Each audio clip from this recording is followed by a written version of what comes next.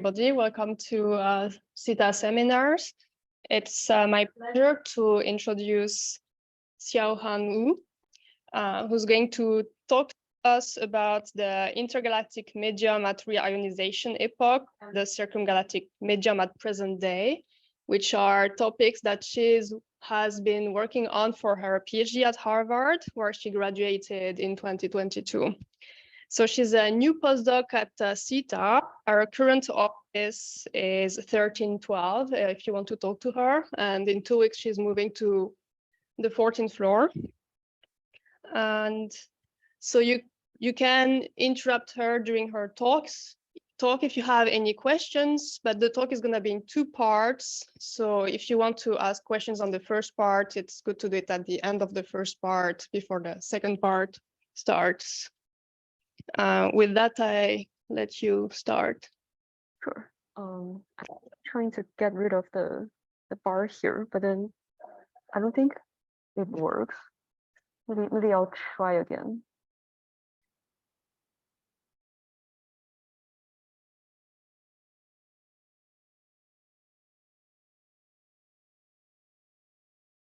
No. Yeah, never mind.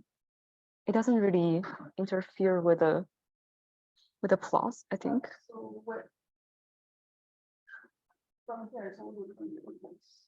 Oh, okay. Yeah, I think it should be fine. So yeah, I'll just get started. So hi everyone, it's a pleasure to be here. So as Naj introduced, I came from Harvard and I've worked on a bunch of different things in the past, which are all sort of related to reionization. But then I also work on things that are totally not related to reionization. So this talk, I think, is meant to like mostly just introduce my research and then foster collaboration. And so I picked 2 of my past projects, which in my opinion, may be of most interesting to you. So one work is on the IGM, the intergalactic medium, and then the other work is about the circumgalactic medium. So my research basically shifted from Redshift 6 to Redshift 0 very recently. And then as you can see in the background, I'm playing the visualization from the illustrious simulation, which sort of sets the theme of the talk here. So whether it's the IGM or the CGM, they're all about the diffuse gas in the universe. So let's get started with just a very quick introduction about the IGM and the CGM. So first of all, what is the IGM? The intergalactic medium, or the IGM, it is the low density gas in between galaxies. At present day, the density of the IGM is only about one atom per cubic meter. And then the IGM is of very high temperature of at least 10 to the 4 Kelvin. It is also highly ionized. The fraction of neutral hydrogen at present day is less than 10 to the minus 5. So I think the most interesting thing to mention here is that the distribution of the IGM follows the distribution of the underlying density field. And so the IGM can be a probe of the large scale structure.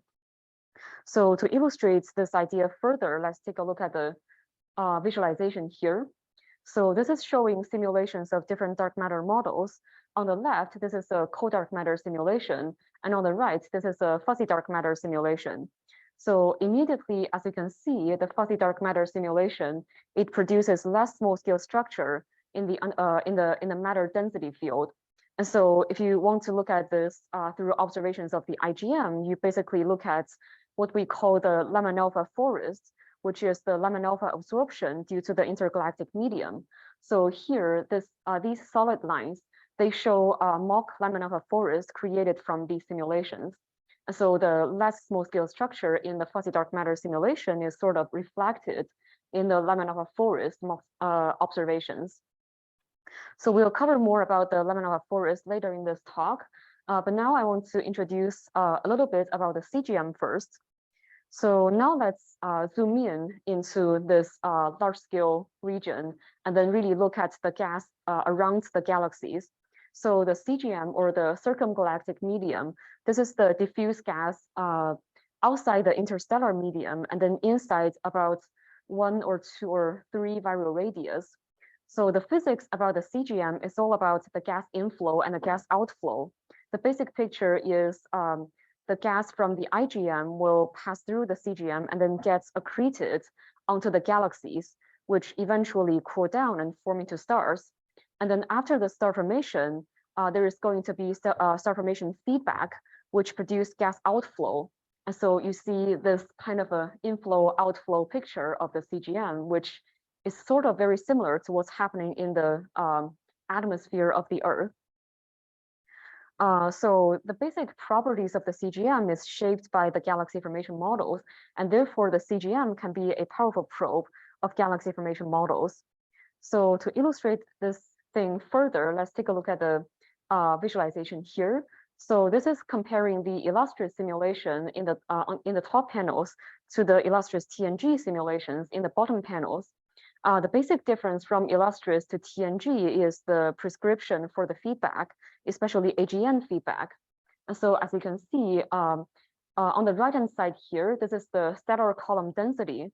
There is not too much difference from illustrious to TNG. But then if you look at the gas density and gas temperature on the left-hand side here, these are vastly different. So illustrious produces more hot gas, and then the gas is also less clumpy, as you can see here.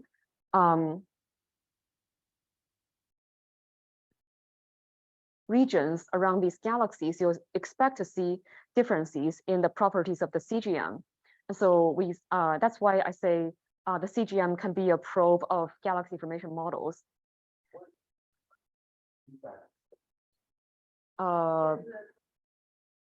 Thank you. What is the difference in the feedback prescriptions between these two simulations?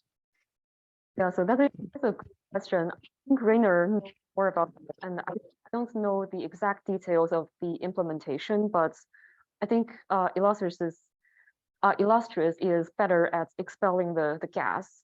I mean, the AGN feedback, but Rainer can confirm that. Yeah, I mean, how much time do you have? So mainly one of the main features for illustrious is like a significant amount of energy being dumped literally into the simulation at a time, creating really substantial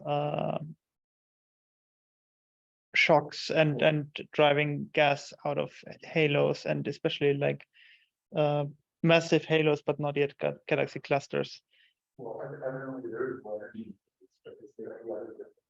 No, there is not necessarily more energy released, it's just more explosive. The integrated energy, I don't think, is particularly, like, not that much more in the end.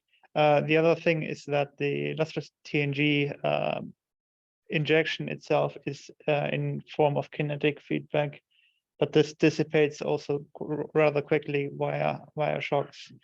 So it is kind of also pulsed, but it's not quite as bursty as the illustrious feedback model, and I think that's a key difference there. There is a ton of difference in the exact implementation, but I don't have time for that.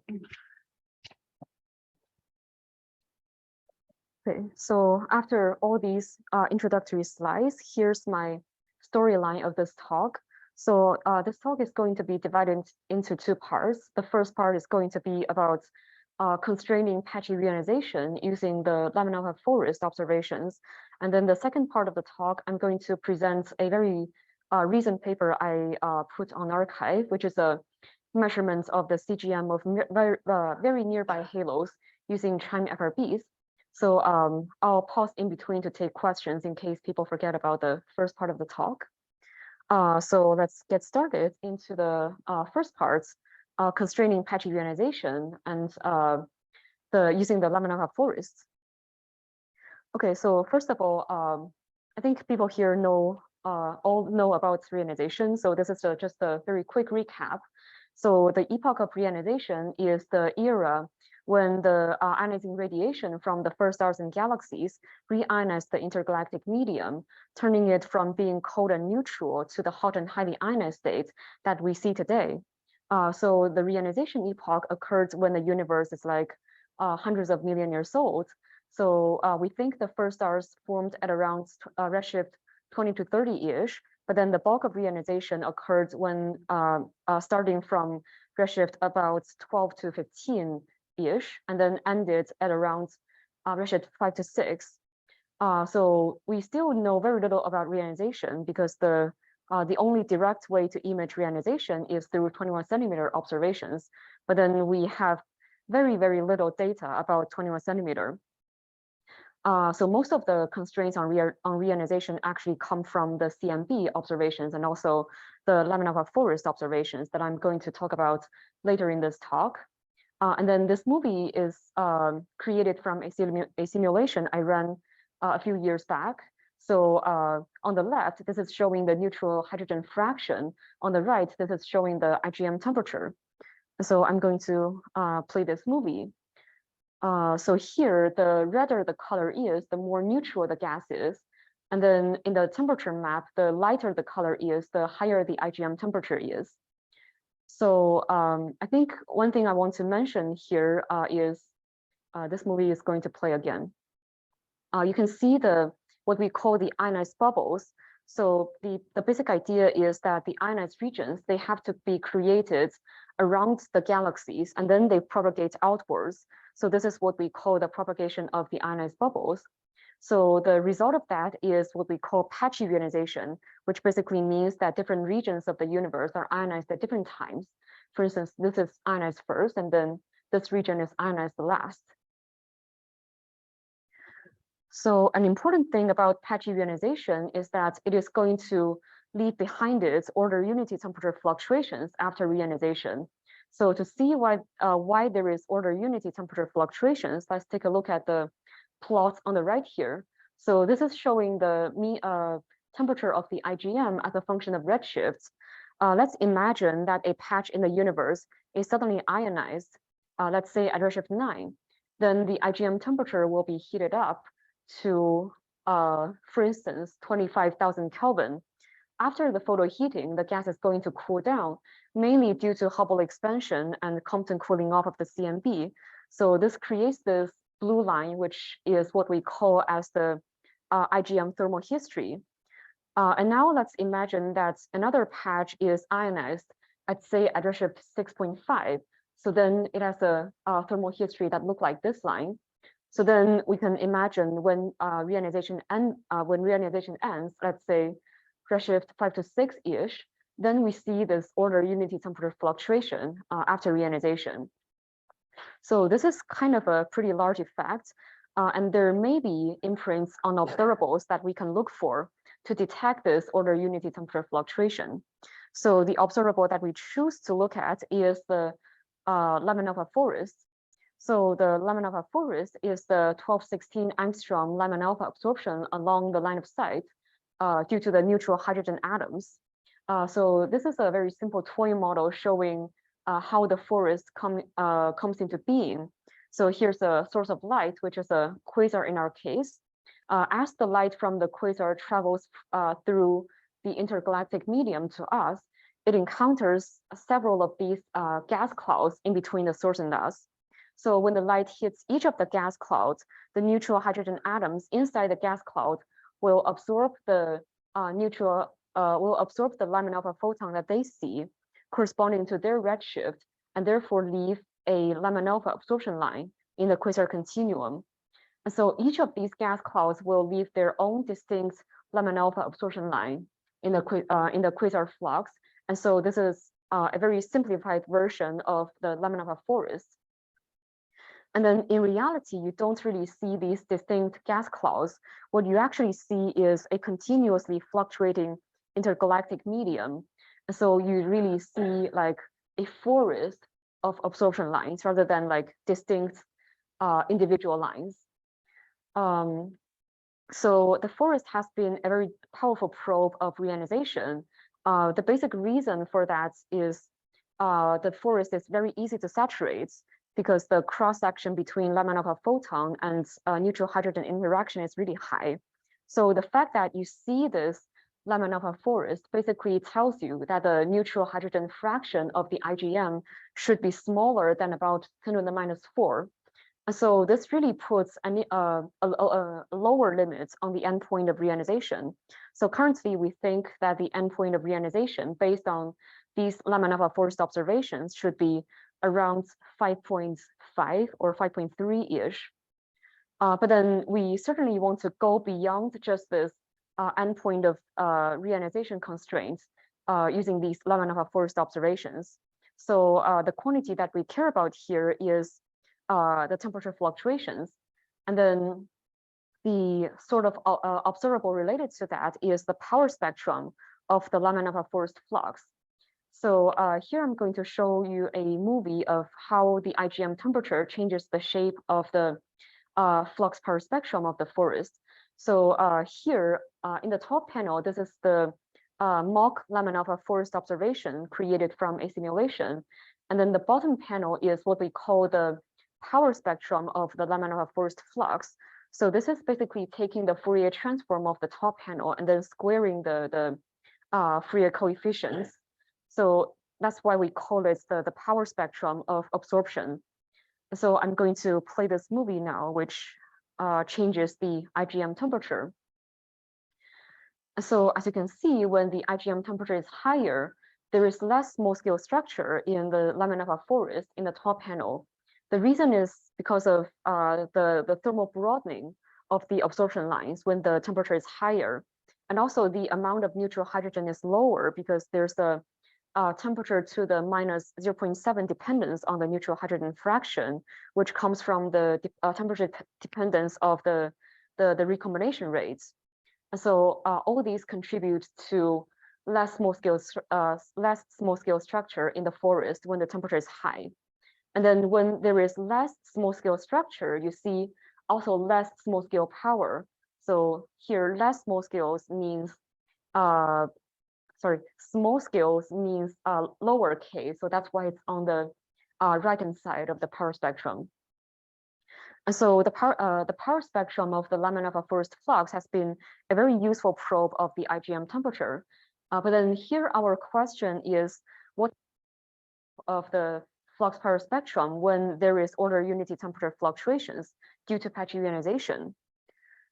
So to think about this effect, let's take a look at this very simple toy model here. So this is showing a toy model for the flux power spectrum of the forest. So let's imagine that the blue curve corresponds to a universe where the universe is cold. So you see more small scale power. And then the red line is a model where the universe is hot. So there's less small scale power. So now let's imagine that the universe is like 50% hot and 50% cold. So then for this mixed universe, the flux power spectrum of this mixed universe might look like the magenta line shown here. So immediately you see that this line doesn't really look like a universe where there is just a single uniform temperature.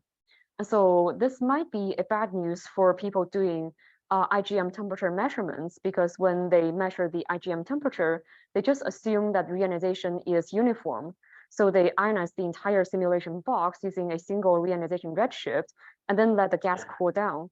So in that case, there's no this kind of order unity temperature fluctuations in the IgM.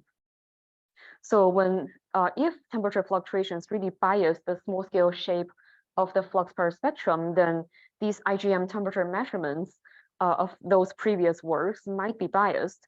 And also, if this temperature fluctuations effect is so obvious, then this might also be a bad news for people doing warm dark matter mass constraints, because they also use the shape of the flux power spectrum on the small scales to measure the warm dark matter mass. And also they use the power spectrum to constrain neutrinos. So this is a very relevant topic for like future data, because people are actually pushing the measurements to very low, very high K, so small scales. So for instance, this is the flux power spectrum measured by Elisa Bora in 2019. So this is the best flux power spectrum data to date. And then as you can see, they really push down to these very small scales. And so this temperature fluctuation study is like very relevant for these recent work. And then in addition to the small scale effects, there may also be an effect of temperature fluctuations on the large scales. So here the idea goes back to what I mentioned before, the propagation of the ionized bubbles. So the idea is that the propagation of the ionized bubbles make the temperature fluctuations coherent on scales roughly corresponding to the scale of the bubbles, which is roughly 10 co-moving megaparsec. And because the temperature fluctuations are coherent, you would expect this coherency to bring an excess power at the large scale end of the flux power spectrum. To put everything together, what we want to study in this project is basically how do the order unity temperature fluctuations change the shape of the lamina of a forest flux power spectrum. And then if we can detect this change in the shape of the flux power spectrum, can we say something about patchy reionization? So these are the questions of this project here. And then to answer these questions, what we did is we run radiation transfer simulations of reionization using the illustrious galaxy formation model. So I won't really go into details of the simulation here, but the idea is we wanted to create simulations with different levels of temperature fluctuations and then see the effect in different simulation boxes. So here in the leftmost panel, this is the oh, by the way, this is the visualization of the IgM temperature field at redshift 5.4. So this leftmost panel, this is the what we call flash reionization simulation. So this is basically mimicking what people have been doing, the uniform reionization models. So we ionize the entire simulation box at a single redshift and then just let the whole box cool down. So in that case, we say there is no temperature fluctuation. As you can see, there is actually these high temperature spots where the density is high. And then in the void where the density is low, the temperature is also lower. So this is the reason is that when we say there is no temperature fluctuation, what we actually mean is that the IgM follows a tight temperature density relation. So there is no scatter around that relation. That's what we actually mean by no temperature fluctuations. It's not really meaning the temperature is uniform across the whole simulation box. And then all the other simulations, these are patchy reionization simulations. So we have different reionization scenarios. There's late reionization, early reionization, and extended reionization. So they all produce different levels of temperature fluctuations. So then here comes our money plot. This is the simulated lamina forest flux power spectrum at redshift 5.4. So the solid lines, these are the results from the patchy reionization simulations. And then these dashed lines, these are the results from the flash reionization simulations. The points with arrow bars, these are the observational data points. And then here in the bottom panel, I'm comparing all the flux power spectrum to this blue dashed line, which is the flash reionization simulation ionized at redshift 8. And so I think immediately you can see that for all of the patchy reionization simulations, there is this large scale excess power, as I mentioned earlier, which is caused by the propagation of the ionized bubbles. And then this is kind of a pretty large effect if they are detectable. This is like 20 to 60% level of effect. So if future observations can really push the measurements of the flux power spectrum to these very low K, then this will be a very interesting constraint on the patchiness of reionization, possibly. And then on the small scales, this is also very interesting because we find there is only less than 10% effect on the small scale shape of the power spectrum due to the order unity temperature fluctuation. So this is, in our opinion, a pretty small scale effect, which is caused by the cancellation between the thermal broadening of the absorption lines and the smoothing of the gas density due to thermal relaxation. So I won't really talk about this into more details, but if you're interested, you can ask me later on. But then I think the more important thing to mention here is that what this effect, small scale effect means is that this is good news for people doing IgM temperature measurements and warm dark matter mass measurements, because this basically means that temperature fluctuations due to patch reionization is pretty unlikely to bias their measurements for now. And then the final thing I want to quickly mention here is that we did a chi-squared calculation using the observational data points and the simulated power spectrum. And then we realized that the laminar forest flux power spectrum can be another probe, independent probe of the reionization redshift. So we find that we can sort of rule out the redshift larger than 8 reionization models at about 2.5 sigma level using the small and intermediate shape of the power spectrum. Yeah, so that's almost all of the story here. And then another thing I want to just very quickly mention here is that we didn't really include ionizing background fluctuations. So as some of you may know, the ionizing background fluctuations are another source of opacity scatter in the laminar forest. But the reason why we didn't include in this work is, first of all, our box size is pretty small. And then secondly, we think there are problems in the moment-based radiation transfer methods in correctly simulating the level of ionizing background fluctuations. So we did some crazy perturbation theory calculations and then also spherical Lama limits modeling. So I won't really talk about the details of the maths there. If you're interested, you can absolutely look at my paper.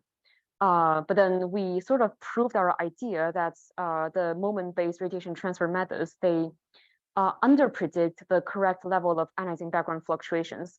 So yeah, but for like temperature fluctuation measurements, they are relatively okay because the temperature fluctuations are shaped by the propagation of the ionized bubbles, which are not really affected by these post-reionization stuff. Yeah, so I'll quickly pause here and take questions about this work. Are any question from the online audience as well?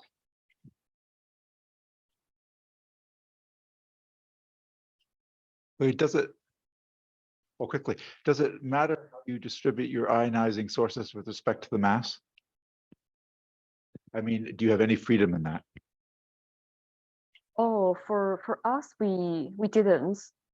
Yeah, but that's a very good point. Stars, presumably they're pretty uniformly distributed with respect to the mass, but Yeah. So I think you can absolutely this.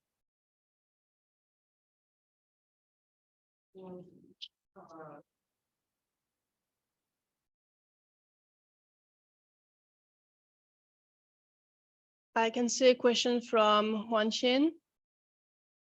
Yes, I have a question about the when you show the differences are smaller than 10%, and you said as some K, because the differences are small because there's cancellation of thermal and pressure smoothing. Did I hear correctly? Yeah. Why is like a cancellation of these two effects? I would naively think that both of them are just reducing the power. Oh yeah, they do. So the idea is if you have earlier reionization, then your temperature at a fixed post-reionization redshift should be lower. But then you also have more smoothing of the gas. And then if you conversely, if you focus on a lower reionization redshift model, then your IgM temperature should be higher. But then you have less pressure smoothing of the gas. So these effects are sort of degenerate with each other and they cancel out. Yes, thanks.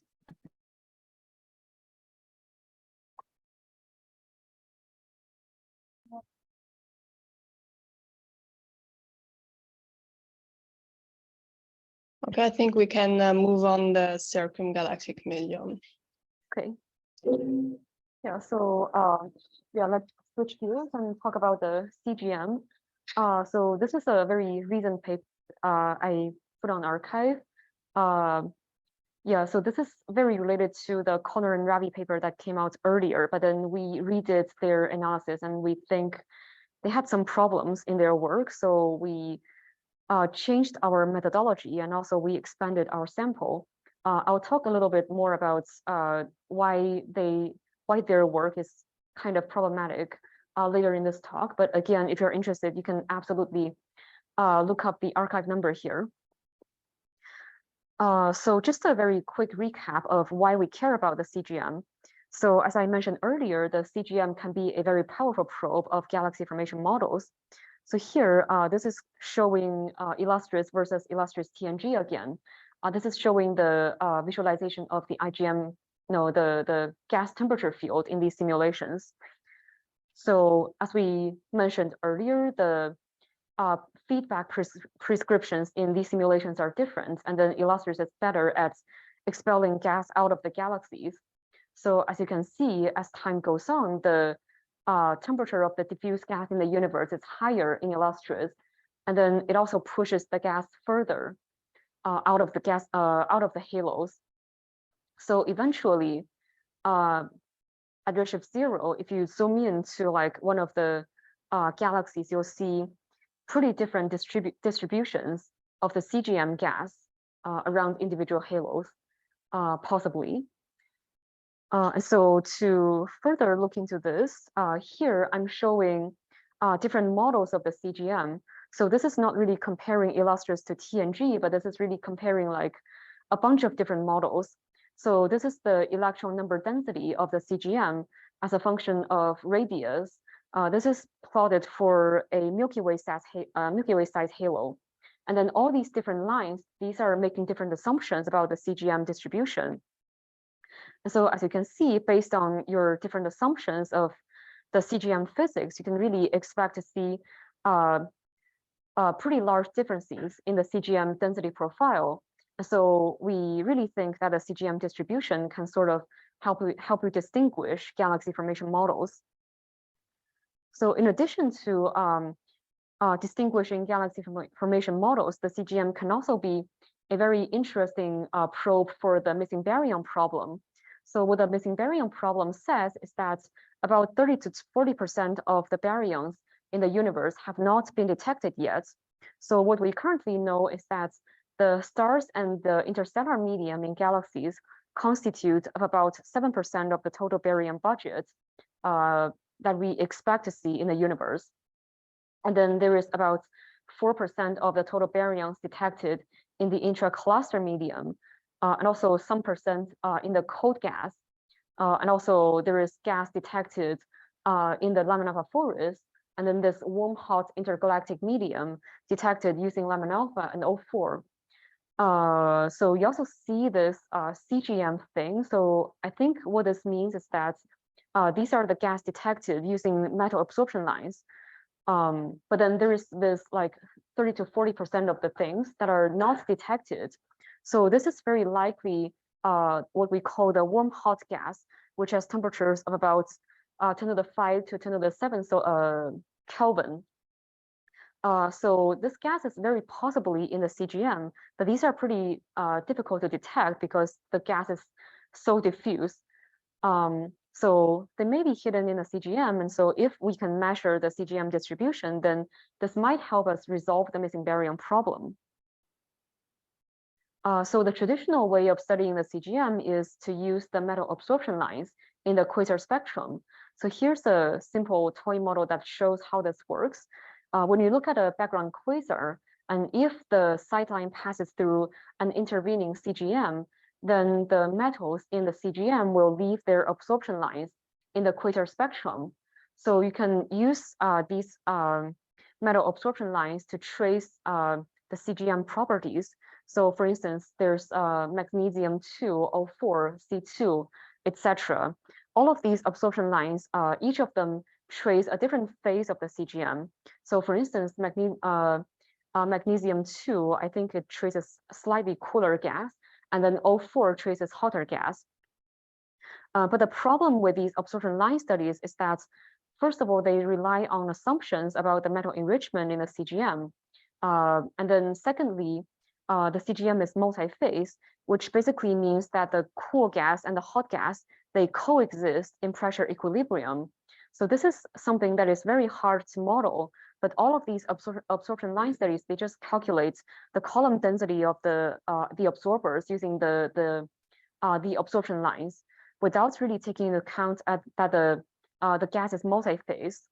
So I think there is just one group, which is Todd Shipp's group in UMass Amherst. They try to take into account that the gas is multi-phase, and they try to model that, but this is like very hard to do.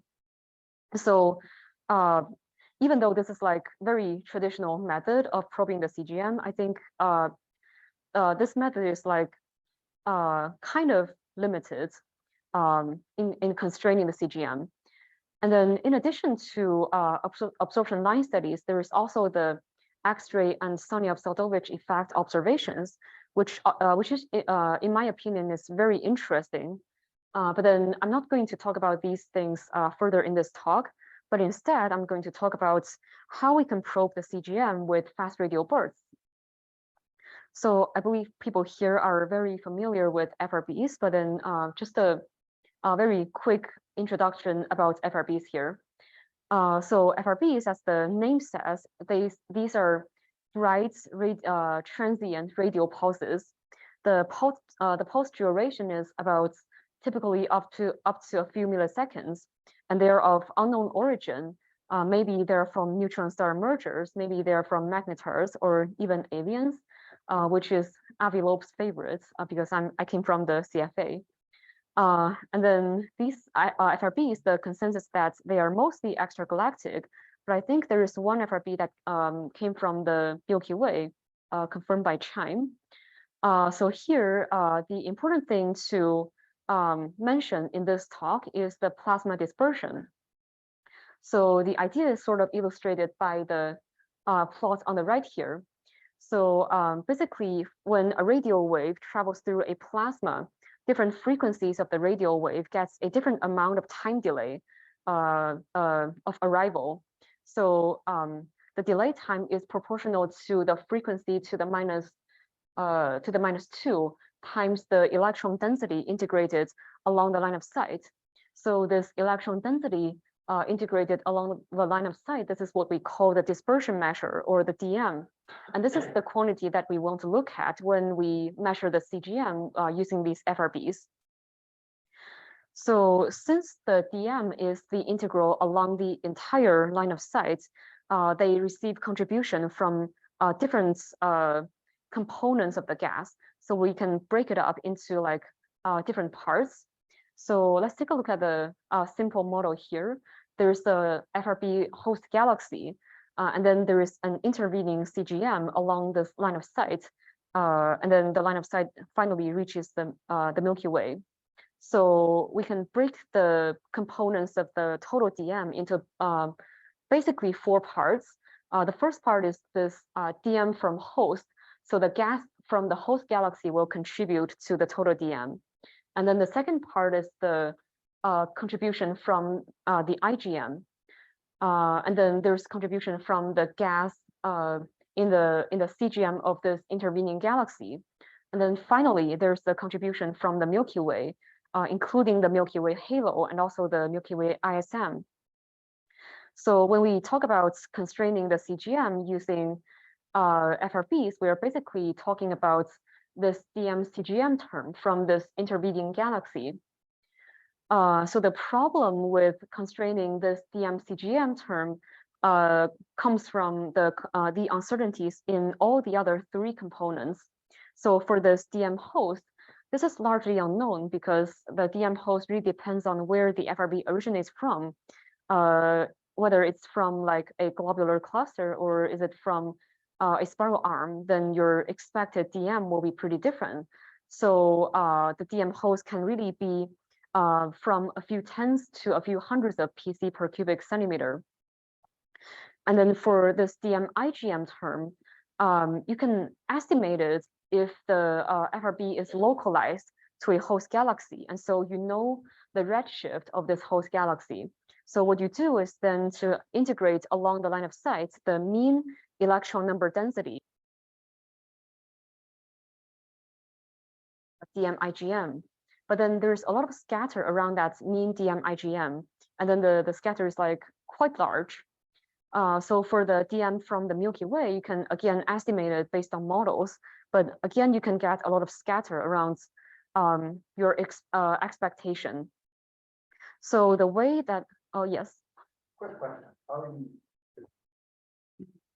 How are you defining the boundary between CGM and IGM? Virial radius or? Yeah, that's a great question. Yes, it's roughly like 1 or 2 RVM. Yeah, but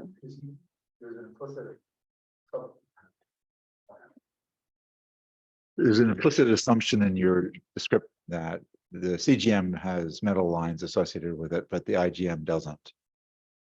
And I'm wondering how clean a statement that is based on our understanding, because high redshift dwarfs could send some metals into filament, in a supercluster and so on. yeah, so I'm not how.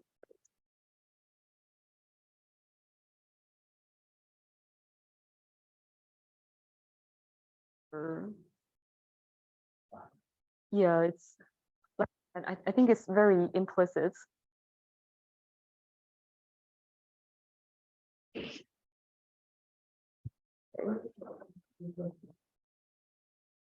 Yeah. Okay. Yeah. So yeah, like I mentioned, there are uncertainties in all the 3 components of the DM.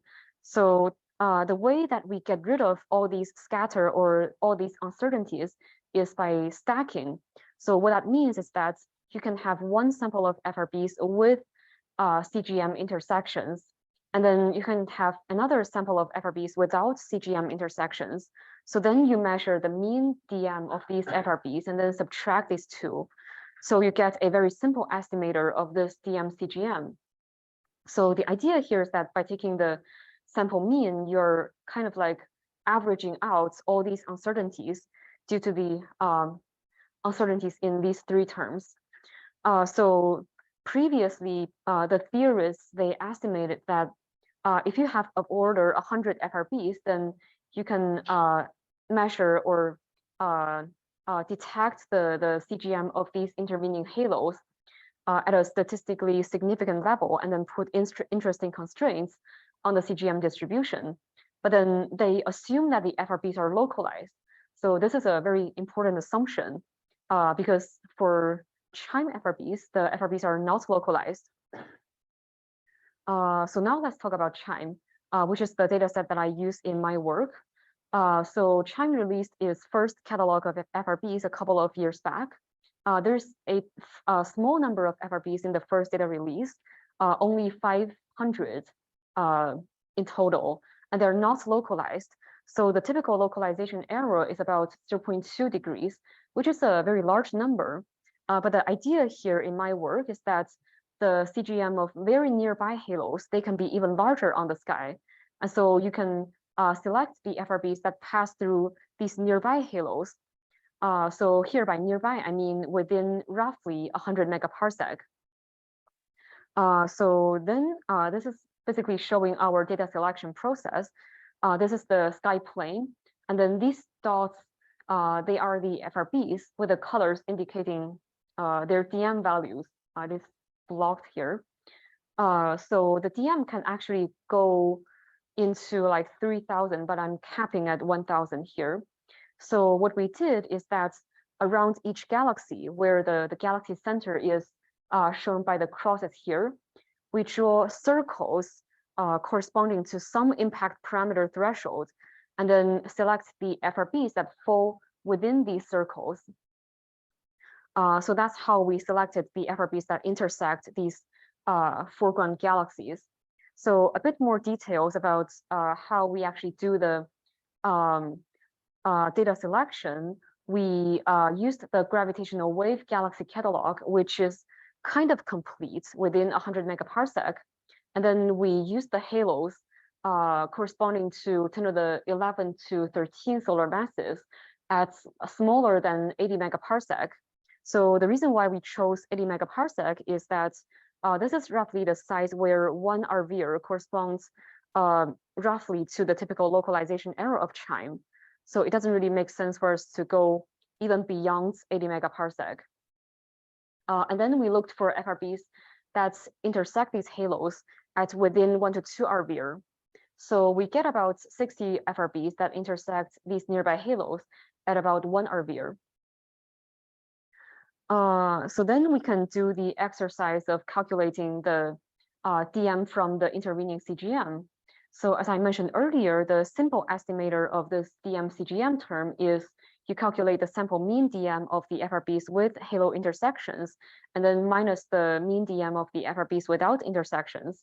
So here, I'm actually using the entire, the mean DM of the entire CHIME sample as a reference, because the number of halos with, the number of FRBs with halo intersections is pretty small compared to the entire CHIME sample size. But the problem here is that we don't really have the localization data of all these FRBs. So when people made the theoretical predictions that of order 100 FRBs is needed to significantly detect the DM from CGM, they assume that the FRBs can be localized so that you can subtract a mean contribution of this DM IGM. So that reduces a lot of the uncertainties in the DM CGM measurements. But then here we don't really know that information. And so the problem is that the consensus that we think the DM from IGM should contribute mostly to the total DM that you see. So then if you see like a FRB with DM of 2000 or 3000, then that's possibly mostly coming from the IGM. But then this really bias your measurements of the sample mean DM, because if you have like 1 or 2 FRBs with DM larger than 2000 or 3000, then these high DM tail contribute to a delta DM of over 100 to your sample mean.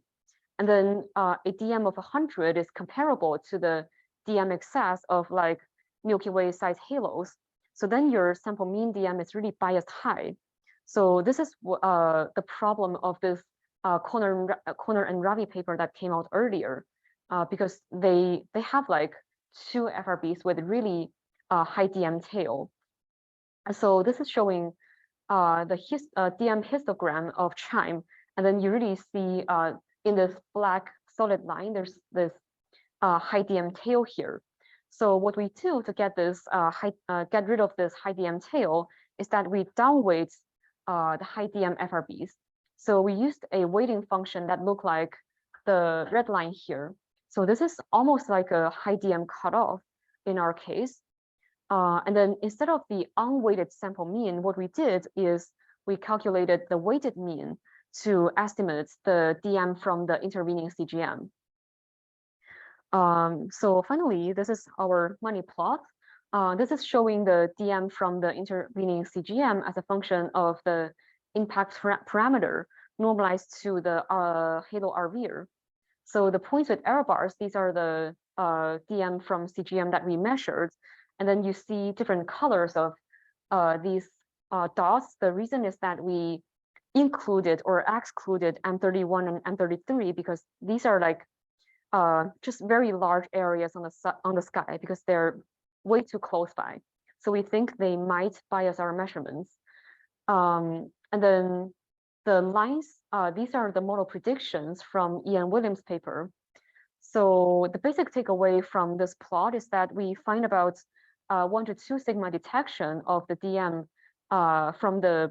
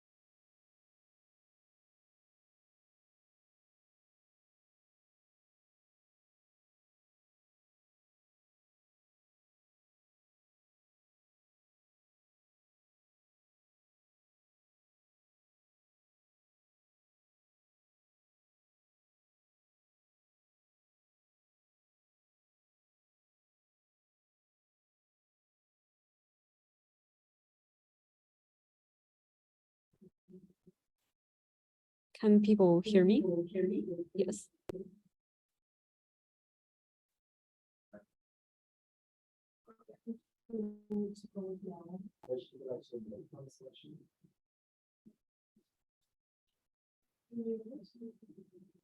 Okay.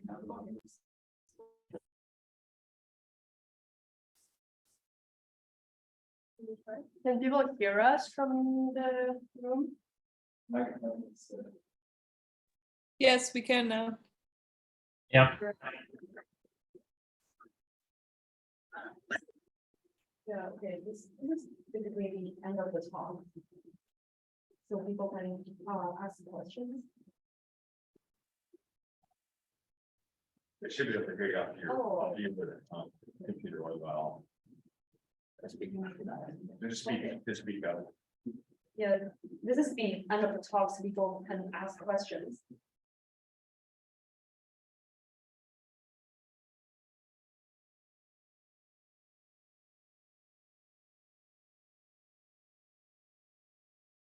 Okay, I think there were already quite a few questions already in the talk. And I can't see more hand raised in the online audience.